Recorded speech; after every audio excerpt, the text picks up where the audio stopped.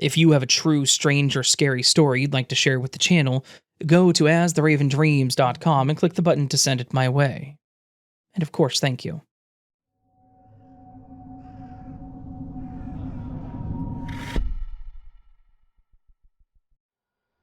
Hi. So, as the title says, I'm 21. I'm not sure if gender matters, but I'm female. Now, this might sound maybe a tad bit overdramatic since it's been years since this incident has happened that caused this fear, but I just want to get it off my chest as someone who doesn't really talk about it. I personally find this encounter super creepy, especially getting older and being able to look back on it. I've learned a lot from it, so maybe posting what happened could either guide others to stay alert that it could happen to them, or know the signs.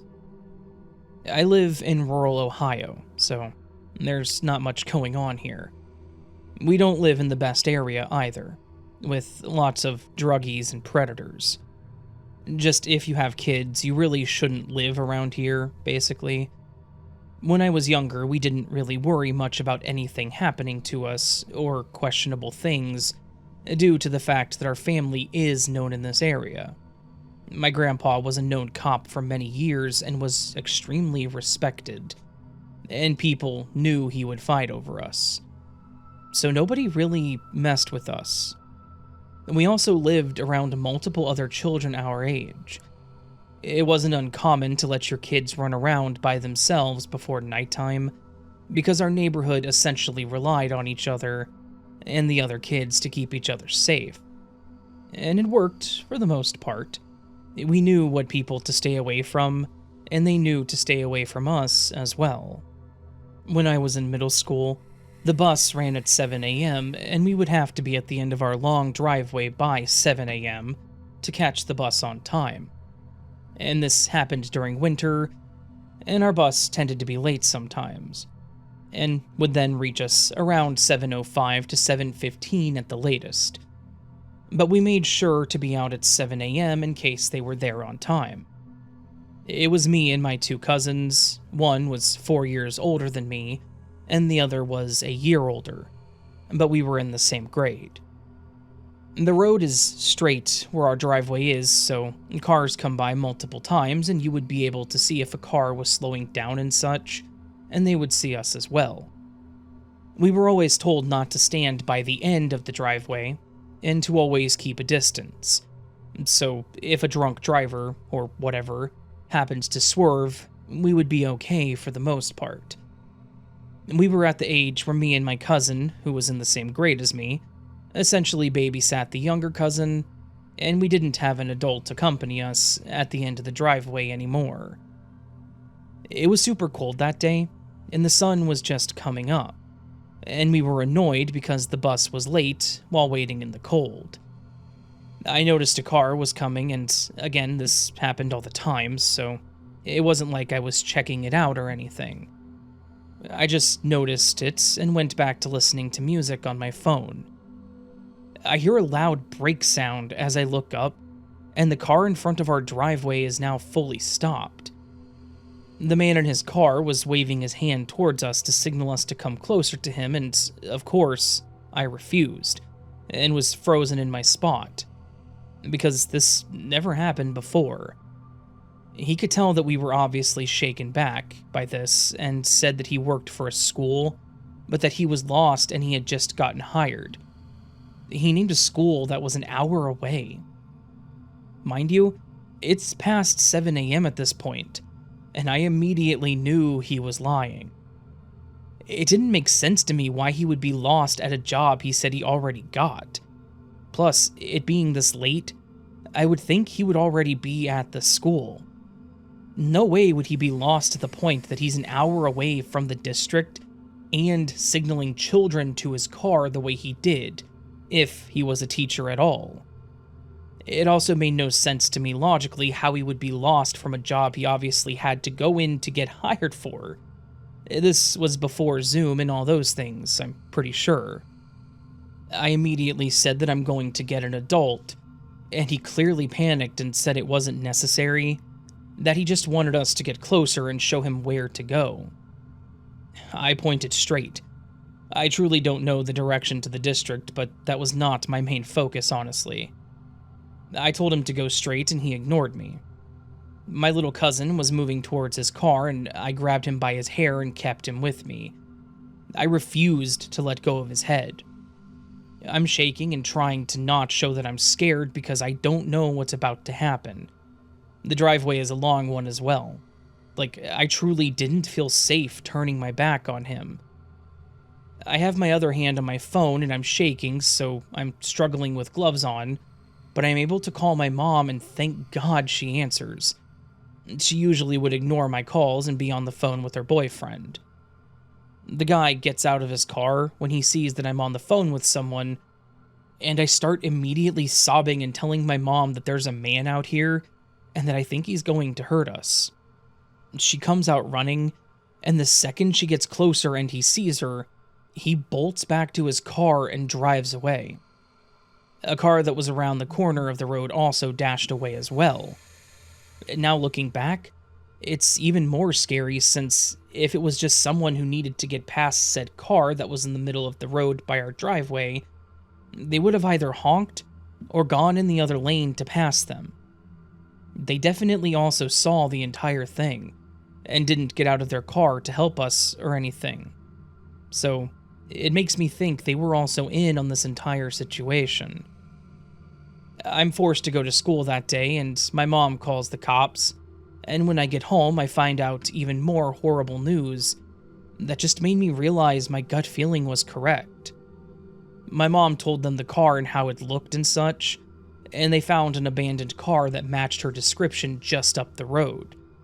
They found who it belonged to, and eventually found out that he wasn't a school teacher. He worked on the barges. The cops said they thought it dealt with trafficking from the looks of it, and they didn't even catch him since they already left on the boat, or whatever. Who knows what would have happened if he got one of us? I'm assuming that we would have been on that boat, and horrible things would have happened. It still pisses me off that he was never caught, and possibly other kids were victims of his. It's truly terrifying, and to this day, I refuse to go near that road. I still have recurring nightmares of it. I'm always on alert now too, which I most definitely should have been more alert back then, but I was just a kid, and clearly didn't realize how it would have affected me in real time.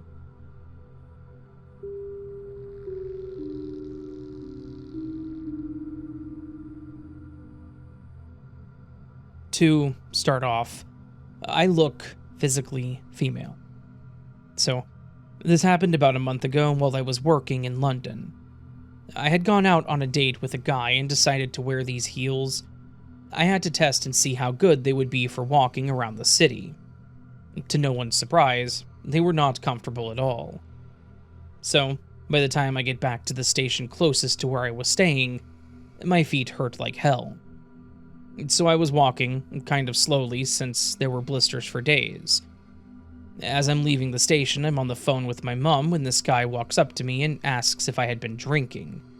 I had not been, but I suppose it looked like I could have been since my steps were a bit unsteady due to the uncomfortable dang shoes. So, generic-looking frat bro wannabe asks me if I'm okay. I tell him I'm sober, and that my shoes are just uncomfortable. Now I think that's that and head towards the stairs that go down into my neighborhood. But as I'm walking, Captain Crap decides to try and talk to me once more. And I tell him that I'm on the phone and to go away, that I don't need help. Does he listen? Of course not. Now, something to know about me. I'm pushing 6 feet tall, and with the heels on, I was definitely over 6 foot. So I am by no means a small person. So when I reach the base of the stairs, the idiot, of course, has walked down ahead of me. What does he do when I reach the base of the stairs? He shows me a video of a woman performing fellatio, and tries to hint that I should do that for him. But here is where this absolute dumbass made a mistake. I have dealt with far worse than some jackass on the street, and do have extensive combat experience. So my immediate response to this was to ask him if he had a death wish while giving him my best death stare. And I have a very good one. I then told him to F off, now, and pointed towards the stairs to tell him to go back to the station. The guy was absolutely dumbfounded, but did indeed F right back off to the train station. So, at least he had a good sense to leave me alone after that. And, keep in mind, this all happened while I was on the phone with my mom. It is absolutely astounding to me, the audacity of absolute F-wits like this. But, needless to say, the jackass will probably think twice about harassing random women near the train station now. It doesn't happen often, but I do take joy when I get to teach these creep shows a lesson, not to think so casually about harassing women. Stay safe, ladies, and remember, don't be polite to these creeps. Be loud, make a scene, act like an absolute crazy person. These a-holes are just looking for people who will be meek and quiet. Be bold, and know that you have just as much right to space as everyone else. Thanks for coming to my TED Talk. As the Halloween season approaches, be the eldritch horrors and spooky specters you are meant to be.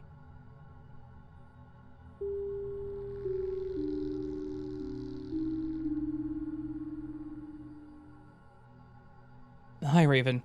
I've been binging on your podcast for a few months now, and I just want you to know that I'm hooked. It's my absolute favorite to listen to these days. Thank you. My story is about a knock on the door that honestly scarred me for life. I apologize for the length.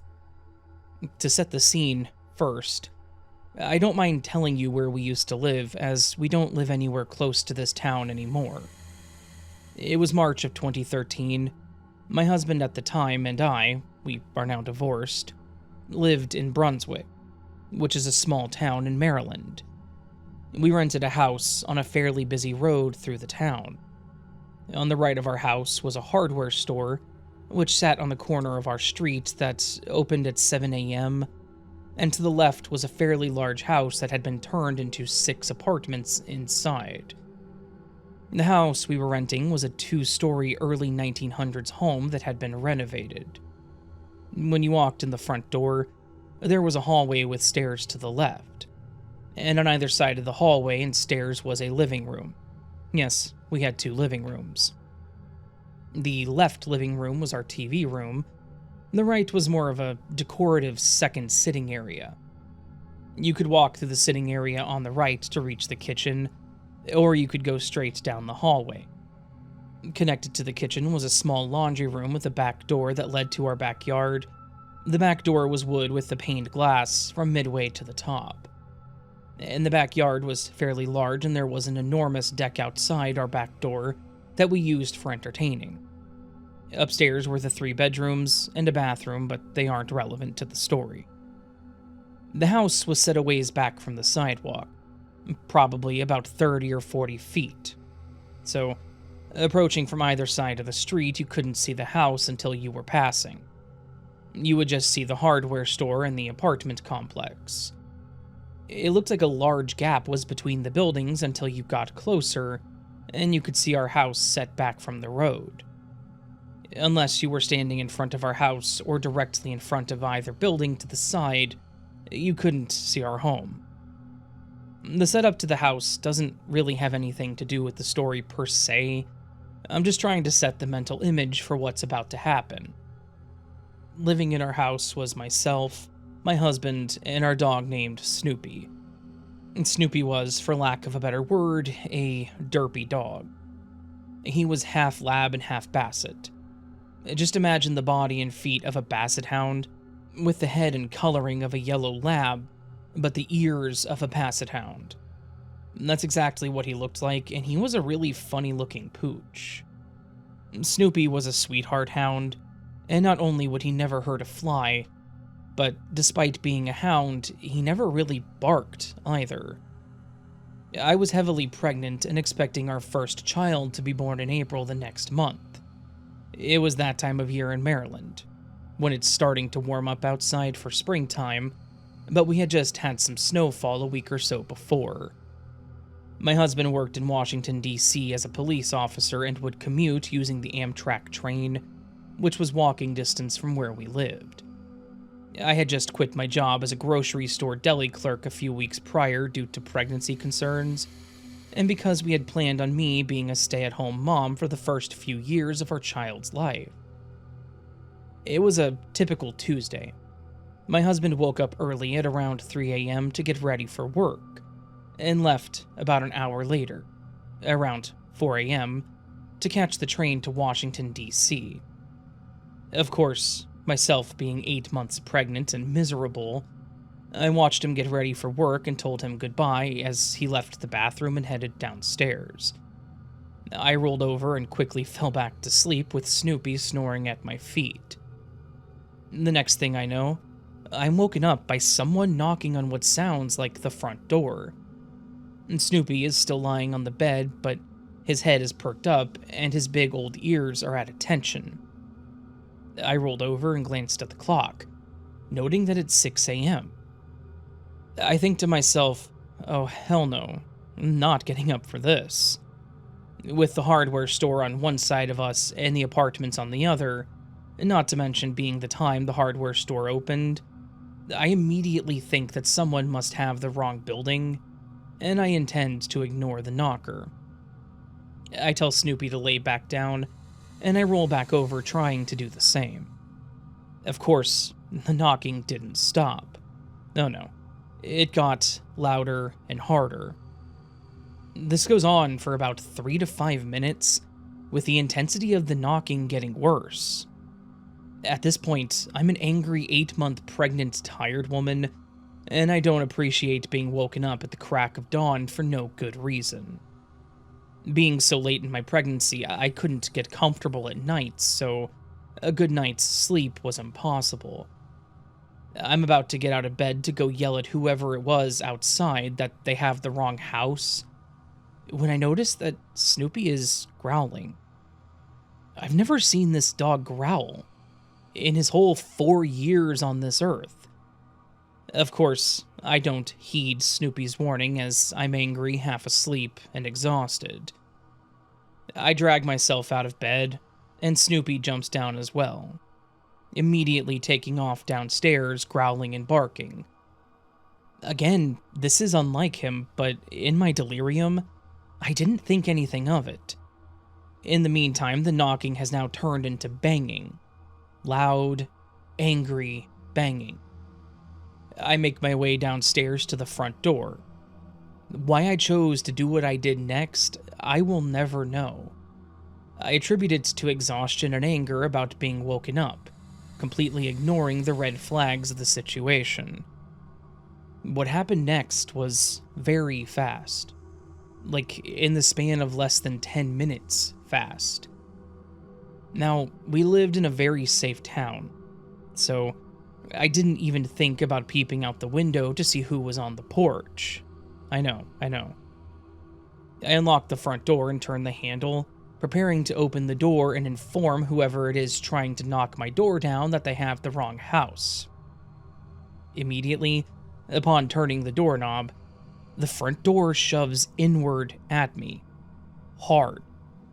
Like the person on the other side is trying to push their way in. At the same time, Snoopy is at the door, snarling and barking. My adrenaline kicks in and I realize that this person is trying to force their way into my home. Thankfully, I was standing in front of the door when I unlocked it, intending to just stick my head outside. I somehow managed to throw my body weight against the door and fight it shut, and then lock it again before the person could enter. Now, I'm wide awake and terrified. While Snoopy is at the door freaking out, I run to the sitting room and peek through the blinds to the front porch, where I see a man at my door. This guy looks to be in his early 40s with unkempt shoulder-length greasy hair and a bushy graying beard. He's wearing torn-up jeans, Very old, beat-up brown work shoes, a white t-shirt, and a black winter coat open in the front. He was dirty from head to toe with this look of anger etched on his face. He also had our snow shovel in his hands. Before, this man was just pounding on the door, but now he had grabbed our snow shovel from our front porch and was repeatedly bashing the shovel end against the front door as hard as he could. I was frozen for all of maybe 15 seconds, unsure of what to do. I had left my phone upstairs and we didn't have a house phone. My body must have forgotten that I was pregnant thanks to the adrenaline, because I ran up the stairs faster than I thought possible. My first thought was to check for my husband's service weapon. There had been times that he forgot it at home before, and I was hoping today was one of those occasions. But of course, when I checked his bedside drawer, it was gone. Quickly, I grabbed my cell phone from my side of the bed, and I immediately dialed 911. I ran, again, back down the stairs to the front door where this man was still trying to break down the door. I'm panicked, trying to relay what is happening to the woman who answered at the 911 center, with this man beating my door down in the process, and my dog is still losing his mind. While I'm on the phone with 911, I run to the kitchen and grab a large knife from the block just in case I need to defend myself. As I'm heading back to the front door, the sound of the shovel against the metal door stops. I peek out the window of the TV room in time to see the man disappear around the side of our house toward the backyard. At this point, the police are on their way, and should be arriving in just a few minutes. Thank goodness for small towns. I walk through my house back to the kitchen, checking the windows, watching as this man makes his way to my backyard. I enter the kitchen and look into the laundry room, and I see him standing outside my laundry room window looking right at me. My heart is beating out of my chest at this point. We lock eyes, and the man takes 3 steps backwards from my window, not breaking eye contact. He then turns away from me and continues around the corner of my house, while I'm watching his progression through the windows, through the backyard, and up onto the deck to the back door. I move toward the laundry room and stand in the doorway and watching this man approach my back door. He tries the doorknob. Locked. He looks up at me again through the glass of the back door. He looks down to my hand where I'm holding the knife, and then locks eyes with me as he makes a fist and punches a hole through one of the panes of the glass. I hear sirens coming in the distance, and I scream to the 911 operator that this man is at the back door staring at me, and that he's just broken the glass. And Snoopy comes rushing in from his guard post at the front door, up to the back door, and is snarling at this intruder trying to break in. The pane of glass the intruder broke first was the farthest away from the doorknob on the inside. Everything is slow motion for me at this point. Just as the man breaks the middle pane of glass, the operator tells me that the police have just pulled up out front. I run down the hallway, unlock the front door, and throw it open, screaming to the police, "He just broke the glass in my back door trying to get in." The police immediately took off around the side of the house to the backyard.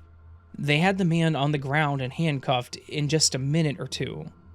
While I was out front yelling at the cops, he had managed to break 2 more panes of glass and unlock my back door, but thankfully the police got to him before he was able to open it. I thanked the operator and hung up. I talked to the police and explained everything that had happened, and he was arrested. The man was intoxicated, and tried to tell the cops that this was his house, and that he didn't know anyone was inside. That was his excuse, anyway.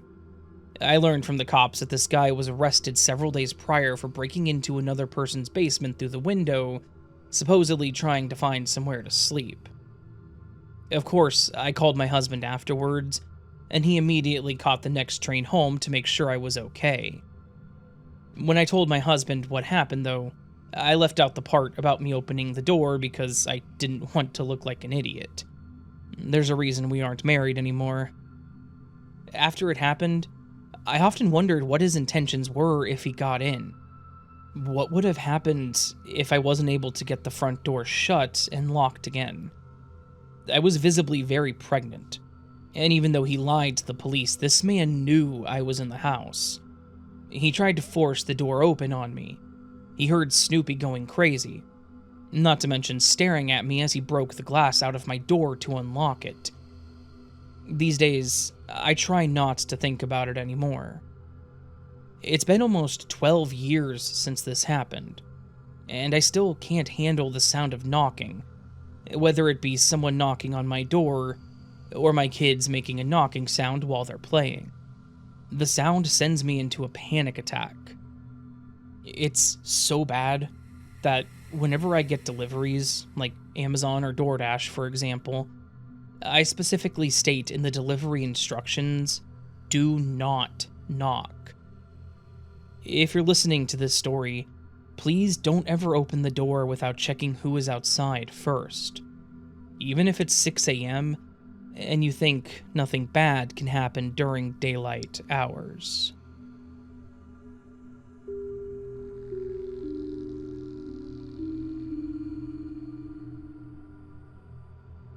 This story comes with a trigger warning for a pedo/predator type person, so if that's something you'd want to skip, I recommend skipping this story.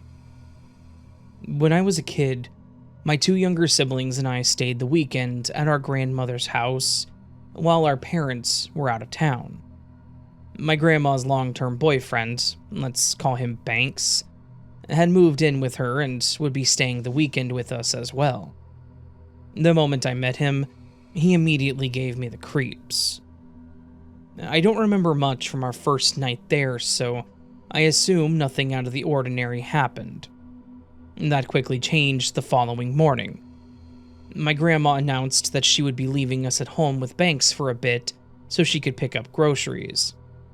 As Grandma left, my brother, sister, and I sat in the living room couch watching TV.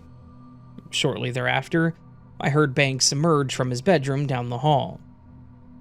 I listened closely to Banks's footsteps as he approached, and I noticed he was more so slowly creeping down the hallway as opposed to walking.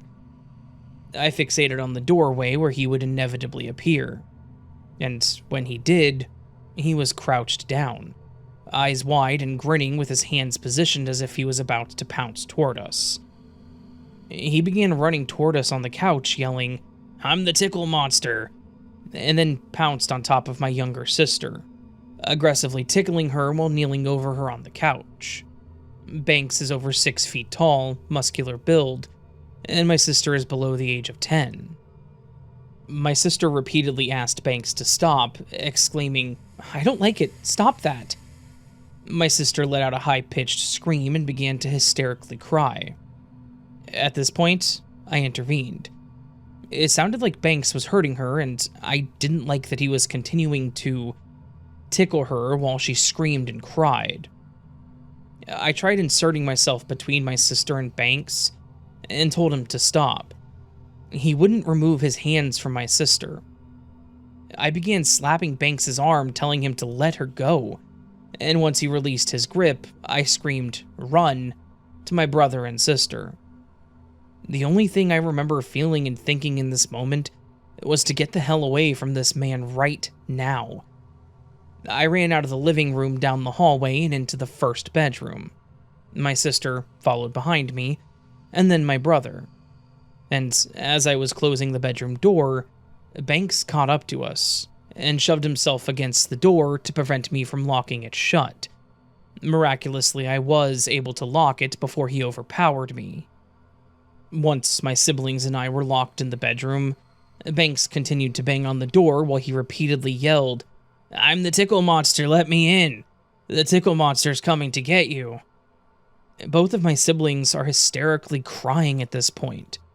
I'm now overcome with fear of what Banks will do if he manages to gain access to the bedroom. Although I didn't have a phone, I yelled back at him, "If you don't stop, I'm gonna call the police." Banks backed off, and I heard him retreat back to his bedroom down the hall and close the door. My siblings and I stayed in the bedroom with the door locked until my grandma returned. Banks remained in his bedroom for the rest of the night. The following morning, Banks left the house, and my grandma said he'd been gone for the day working. That afternoon, my grandma fell asleep on the living room couch, and for whatever reason, I decided to go in their bedroom to snoop around. I went into what appeared to be Banks's nightstand, and I found his personal journal. For the most part, it was filled with nonsense and very detailed drawn depictions of sex. Some of the drawings had a bit of a satanic undertone, but at the time I was too young to recognize and understand what I was looking at. I began quickly flipping through it, and landed on a page with big, bold black and red capital letters, which read, "If you die a virgin, do you go to hell?" Below it was a drawing of a prepubescent nude girl. There were two versions of the girl standing side by side. One where she appears happy and smiley, and the other her face is more distorted and confused. Typing this out and re-envisioning it makes me feel disgusting. I don't know how to emphasize how disturbing this was. I instantly went numb and dropped the journal, ran to the living room and demanded my grandma call my parents so I could go home immediately. My sister was ultimately covered in bruises from Banks, quote, tickling her. Strange and creepy dude.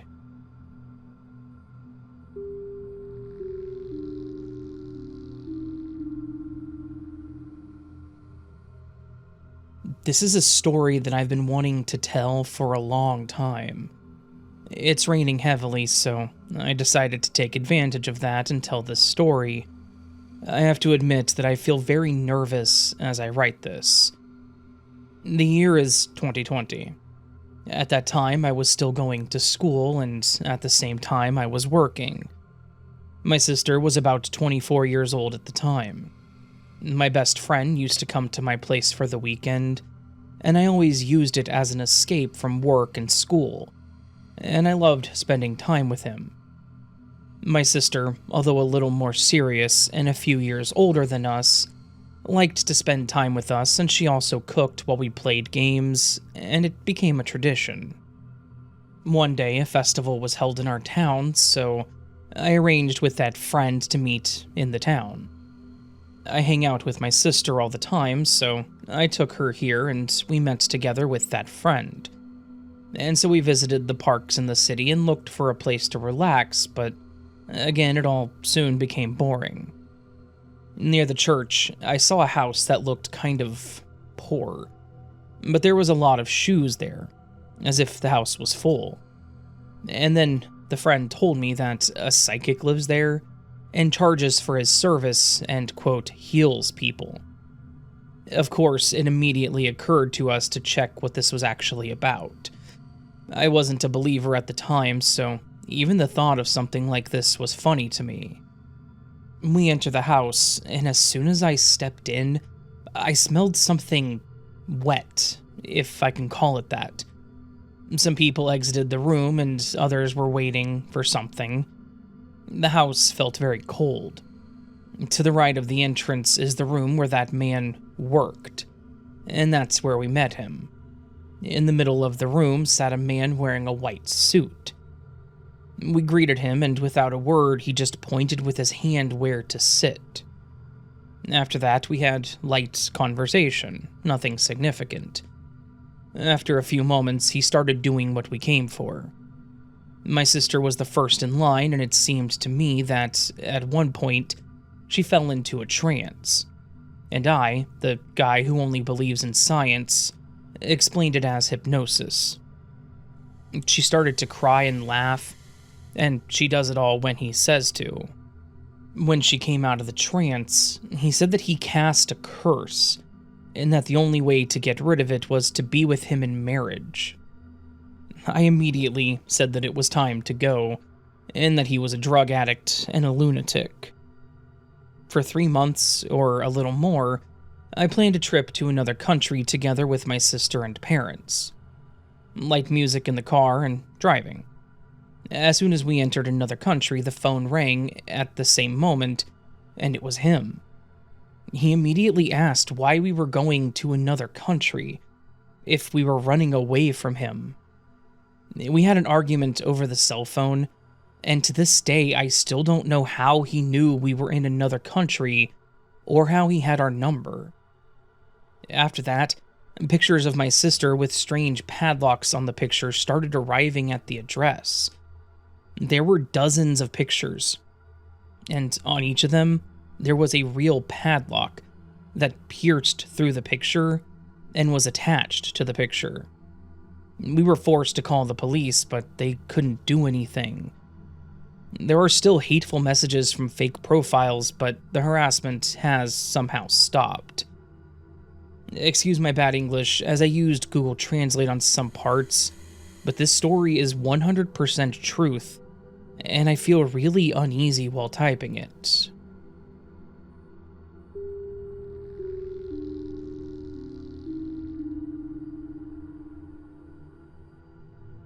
I'm a 29-year-old man from the Philippines, and even though this incident occurred back in 2013, over a decade ago, I still find myself haunted by it every time I return to my hometown. At the time, I was just an 18-year-old college student. It was the night of our department's socialization party, which had wrapped up around midnight. As the only one among my friends with a car, I had always taken on the role of the designated driver. After dropping my friends off at their homes, I was parking in my usual spot, just a few houses away from my own, due to the limited parking in our area. As I was about to exit the car, I noticed a girl standing near the entrance of the alleyway leading to my house and several others, wearing a shirt with our department's logo. I assumed that she had just walked back from the party. In front of her, a man in his late 20s, clad in a hoodie, stood ominously, seemingly blocking her path. The girl locked eyes with me, and I immediately recognized her expression. It was a silent plea for help. Instinct kicked in. I grabbed my bag and stepped out of the car. The man, noticing my presence, began to walk into the alleyway. When I reached the girl, he had vanished from sight. It felt as though whatever threatening situation had occurred moments before was over, and I was tempted to walk away. But then I caught sight of the strange man again. He was leaning against the wall of a nearby house, his gaze fixed on me. A chill ran down my spine, and just then, the girl called out from behind me. Her voice trembled with fear, and I saw her approach, visibly shaken. "Can you walk with me to my apartment at the end of the alleyway?" she asked, explaining that the man had been silently blocking her way. I glanced back at the man. He appeared intoxicated, perhaps drunk or on drugs. We began to walk. Our breaths were shallow as we passed him. After putting some distance between us, I glanced back, and to my horror, he was following us. We had already passed my house at that point, but I couldn't leave this girl to face him alone. As fear coursed through me, she suddenly broke into a full sprint, and I had no choice but to keep pace with her.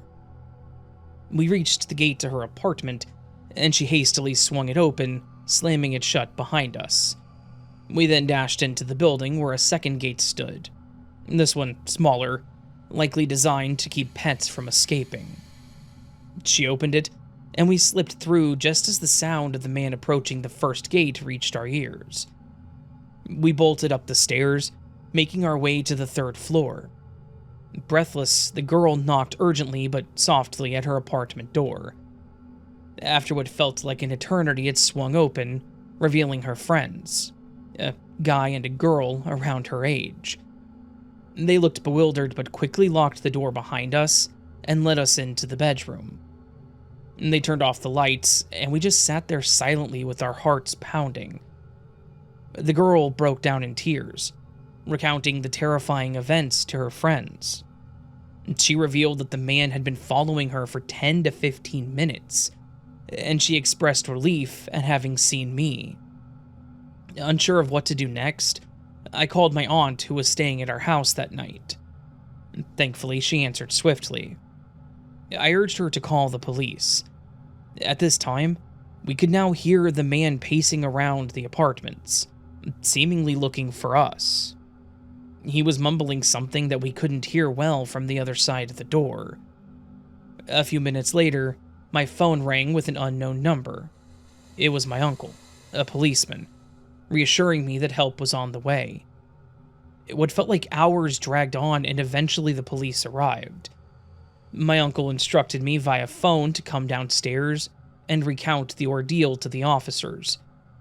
They informed us that they had seen the man wandering around the gate and eventually into the far end of the alleyway. Once the police had finished their inquiries, they allowed me to go home. I recounted the entire story to my aunt, who urged me to get some rest. Despite my exhaustion, sleep eluded me as my mind raced with thoughts of the strange man. What if he caught up with us, armed with a knife or some kind of weapon? I fought to dispel the terrifying images racing through my mind, but I couldn't shake the feeling that he might be watching me in the dark, a knife glinting menacingly in his hand.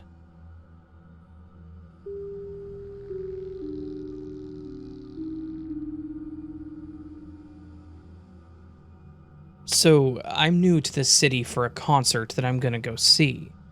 It's my first time traveling alone, so I feel like the safest spot for me is to just relax and read some manga in the city library while I wait for my hotel check-in time to come. Well, I guess I picked a bad spot to read at, because people kept trying to talk to me. Which is fine, but I'm too shy to just tell them to go away. One person sat at a table across from me and asked me where I'm from and who I came with. Obviously, I lied, even though I assumed this person was an older lady. They were wearing a hat and thick coat, so I really couldn't tell. I was nicer to them than I should have been, since I assumed this older lady was the chatty type, you know. She said that I looked young and have nice hair and stuff, and then asked if I'm from around here and where my parents are. I'm an adult. Well, turns out, they're not a lady. As I got a closer look at them, as he came closer and he comes to sit next to me, he then asked me for my number, and stupidly I did give my actual number. He wrote his down and his name and asked me to write my name too. I put a fake name. Then he gives me his phone to put in the info and compares the written to the one I put in his phone. Real number and fake name. I can't bring myself to refuse since none of the librarians were looking our way, and he was rather big, so I didn't want to make him mad or something. Then he turns to leave and asks when he can call me, and I'm like, oh, just whenever.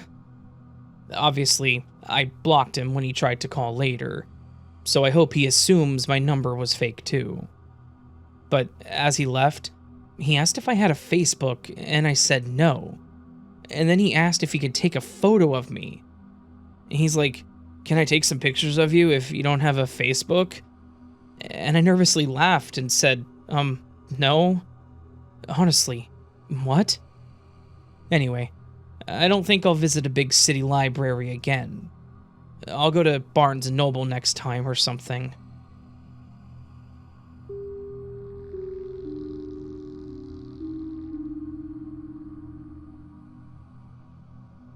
When I was 14, 15, I used to have absolutely no stranger danger awareness at all. I didn't mind being out at night on my own, not that I was much at that age. But I'd go down the back streets on my own. Any basic safety techniques just didn't bother me because I thought I would always be fine. One day I was walking back from town and thought that I would take my usual shortcut down the alleyways, behind the high street. I'm quite happily walking when I round the corner into a guy who's loitering, and we lock eyes straight away. I thought the polite thing to do was to smile, and thankfully he smiled back. I decide that he's no threat, and I walk right by him, Then I hear him say something about my smile. I shout thanks over my shoulder and carry on. I turn down another corner, so does he, now saying that he likes my trainers. So I yell another thanks, and he asks me where I got them from. I say that I don't know. Now I'm speeding up because this dude's definitely following me. I turn down onto the main road where I know there will be people, hoping this will deter him. No, and there he is, following behind, and still trying to get me to engage. I come to a busy crossing and I know that he's about to catch up to me. As safely as I could, which probably wasn't that safe, I bolt across the road, leaving him waiting on the other side and still shouting something at me. I ran across another road, and I dived into a convenience store and called the person who was looking after me at the time, who told me to stay there, and that she was going to come get me. While I'm on the phone with her, I see the man round the corner looking around. He's even checking between cars and everything. Thankfully, he gave up pretty quickly and seemed to leave. My care worker called the police, and 2 officers came, but they weren't overly concerned. I guess he hadn't technically done anything. Interestingly, they did seem to know from the description who it was likely to be, and said that they were in touch with the people who work with him and will feed it back. Anyway, about 4 days later, I go to a coffee place that I used to read in not far from there. It didn't even cross my mind that I might see him again. In my head, it was all sorted, done, dusted. I took a seat near the toilets and start reading when the toilet door opens, and the big blue coat that I had described to the police a few days earlier emerges. I stare at him in fear. He briefly regards me and then carries on past. I have no idea if he recognized me or not. It didn't seem like it. Safe to say, I am a lot more careful now.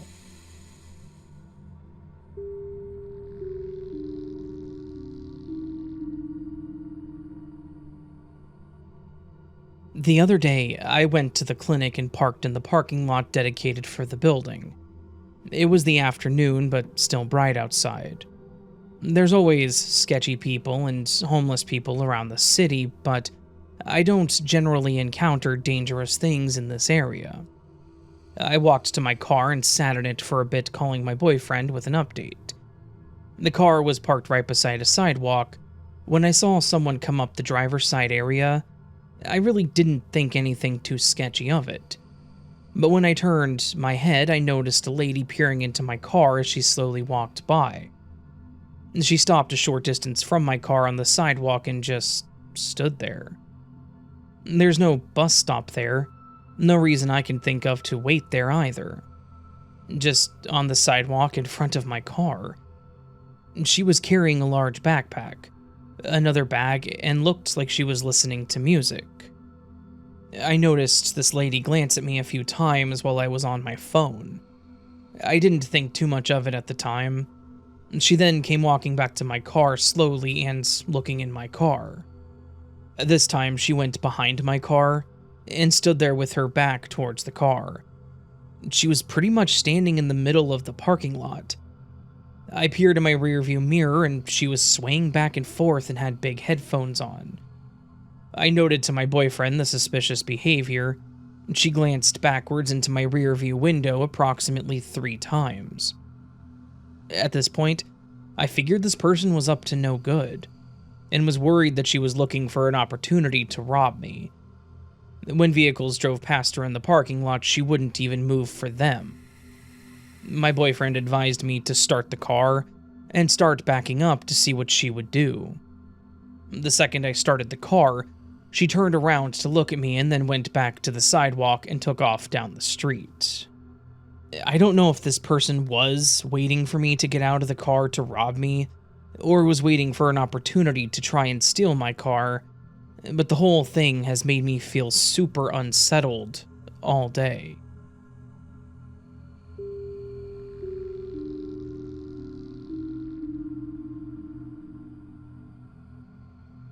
As a child, I traveled a lot with my mother to different tourist places in our country and abroad.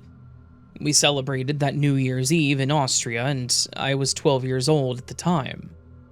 That day, we were at the Kunsthistorisches Museum, one of the most famous places in Vienna, especially for tourists like us. However, I remember that this rendezvous was very tiring for me. While we were at the very bottom of the museum, my mom said that she wanted to go to the bathroom and asked me if I wanted to go to the store afterwards before leaving. I replied that I didn't, and told her that I would wait for her at the bench in front of the wardrobe until she did her business. She was absent for a few minutes when a very tall man with a creepy smile from one ear to the other and wild, wide-open eyes approached me when I was sitting there. He started talking to me, and I thought he asked me some questions, but he was speaking German, and I didn't understand what he was saying to me.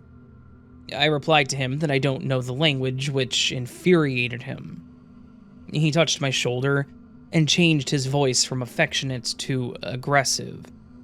His English was so-so, as was mine, but he tried to convince me that I really do speak German and that I was trying to fool him. At this point, my mom came back and approached the man in surprise. He was clearly frightened, quickly waved at me and fastly walked out of the museum. My mother asked what he wanted, but I didn't know what to say to her, for I understood nothing of his speech, except a complaint that I didn't answer him in German. There was also an elderly couple who were around, watching the encounter. I approached them and asked them what the man was trying to tell me. The woman just replied something that it doesn't really matter, that the man was very strange and that I should really be careful. Who knows what would have happened if my mom hadn't shown up on time.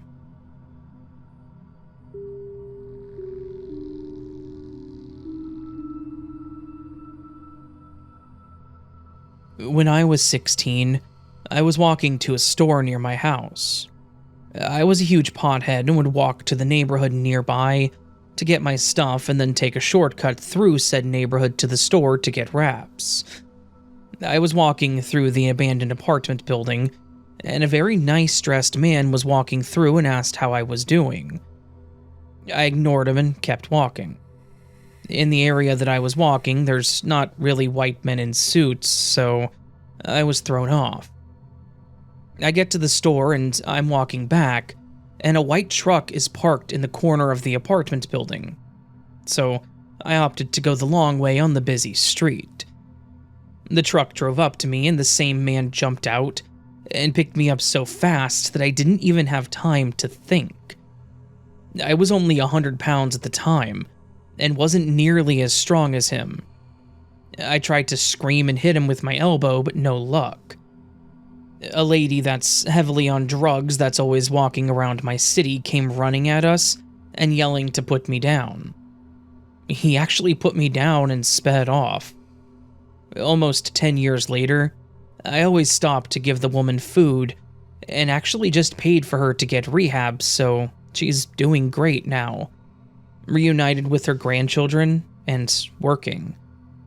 Not as creepy as the other stories on here, but definitely never walked alone again after that.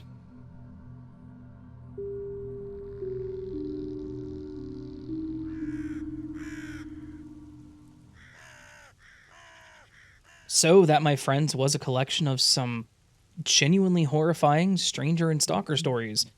I haven't done one of these collections in a little bit. I don't have my calendar pulled up, so I can't tell you the exact last time. But it's definitely been a little while. Figured I should probably go ahead and do one, since I had some stories. I went to Reddit and found some more that were creepy, and people were willing to let me use their stories as well, so yeah. As always, these stories, as interesting and I guess you could say entertaining as they are, hopefully they are informative. A couple of these stories, the people involved in them, the victims, which is the best way to put it, because they were victims of these terrifying creeps. A few of them, most of them, they did the right thing for the most part, but A few of them, they actually did the right thing and aggressively stood their ground. Now, I'm not saying that that would always be an out, but being loud, being, especially in public, being loud, causing a scene, it could be a saving grace in a situation like this. And yeah, honestly, these were creepy. These are terrifying. And these stories always are that level of terrifying, right? That special level of terrifying because they're very real. I'm not saying the other stories aren't, but these ones are very... What's the best way to put it? They're not supernatural. They're just natural, which is a disgusting way to put that. I hate that I said that, but I did. Anyways, you know what I mean. Anyways, what I was going to say earlier, like, as much as they're entertaining, hopefully they are educational, and people listening to these, if they ever find themselves in a situation similar, hopefully some information has been embedded and it can help someone. I don't know. I'm not sitting here saying I'm doing a public service. I'm not, but you get what I mean, I hope. If not, then I said all that for nothing, so. Anyways, hopefully you all enjoyed the stories. If you did, please do hit the like button. If you're new to the channel and liked what you heard, consider subscribing. If you have a story to send in, go to astheravendreams.com. And if you want to leave a comment under the video, I would greatly appreciate it. I would love to talk to you. Say hi. See how it goes. See how it's going. See how it's going. See how it is going. Yeah. You can also join Patreon memberships, get early access to content like this and other stuff, depending on what you sign up for. The website has actually been revamped, the As the Raven Dreams website, to some extent. The submission spot, that's all the same. The page kind of looks the same, except I moved everything minus my stories that I've written, my creepypastas, to the front page. Now, you can just scroll down the page and find everything.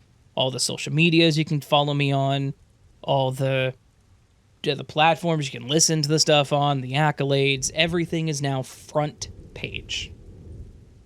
Is that a good idea? I don't know, but I spent about 2 hours this morning doing it, so hopefully it works out. Anyways, friends, hope you're all having a beautiful day. I hope I see you again here very soon. But until then, remember that you are loved, that you are valid, that you are important, you are the best you that you can be. Don't forget it, and don't let anyone tell you otherwise. Until next time, my friends, much love. And as always, sleep well.